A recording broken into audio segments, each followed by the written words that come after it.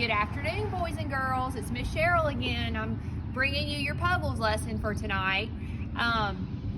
Last week we talked about how God provides for the creation that's all around us, and we're going to continue talking about things that God provides for us tonight and how we can thank God for providing everything that we need. So first of all, our lesson always comes from the Bible, and the Bible is God's Word. All right. And our big truth number 4 is we give thanks. We give thanks. And our verse is, give thanks to the Lord, for He is good. Psalm 107:1. And if you remember our song that we have for our verse and the motions, let's do that together now. Give thanks to the Lord, for He is good. Psalm 107:1. And our lesson for tonight is, I thank God for providing for me. I thank God for providing for me. So let's look at what this boy is doing. It looks like he's eating something. Maybe some cereal, maybe some soup. He's eating the food that God has provided for him. And God always faithfully provides exactly what we need, whether it's food to eat or a place to sleep at night or friends to play with. And today we're learning that we can thank God for providing for us. And our Bible story is about Paul and his friend Silas, and they were in jail. They had told people about Jesus and had gotten put in jail by the soldiers that did not want them to talk about Jesus. You would think that if you were in jail, you would be sad, but not Paul and Silas. In the middle of the night, they were singing and worshiping God. They still saw God providing for them, even though they were in the middle of a bad situation and were in jail. The Bible tells us that God caused an earthquake that actually set Paul and Silas free. And after that, they were able to tell the jailer about Jesus. And the jailer and his whole family came to know God.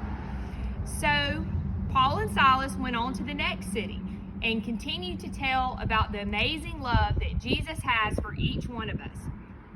We can notice the ways that God has given us what we need too, and we can thank Him for providing for us. I've brought some things to show you that we can thank God for. One of the things that we can thank God for is food. All the different wonderful foods that God provides for us. He never lets His children go hungry. He always provides for us. The next thing is He provides us with shelter. He gives each of us a house to live in, a nice warm bed to sleep in, and shelter so that we're not outside. God provides for us for a place to live. The next thing God provides to us is friends and family that love us. This is a picture of some friends playing together. They're smiling, they're happy. I know that right now you're not able to see your friends and go to school and play with your friends, but they're still there for you, and I know you're really looking forward to the day when you can be together again. I'm looking forward to the day that we can all be back together again in Awana. So we can thank God for our friends and family. And like we talked about last week, we can also thank God for His creation. We can thank Him for all the things that we see around us, for the beautiful flowers that are blooming, the green grass, the clouds, the blue sky, the bright sunshine, the clouds. Sometimes He sends us even a beautiful rainbow. We can thank God for all of these things that He provides for us that we see around us. So Paul and Silas knew that God was always providing for them, even when things were tough. And as Paul and Silas were sitting in the dark jail singing to God, God sent that earthquake to break their chains and to set them free. And we can know that God provides for us in lots of many different ways.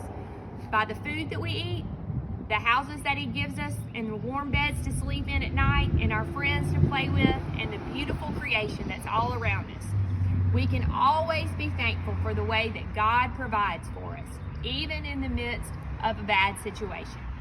So, as you go this week, remember to thank God for providing everything that you need and for the way that He takes care of us in so many ways and how that reminds us of how much He loves us. And I love you too, boys and girls, and I will see you next week. Have a good night.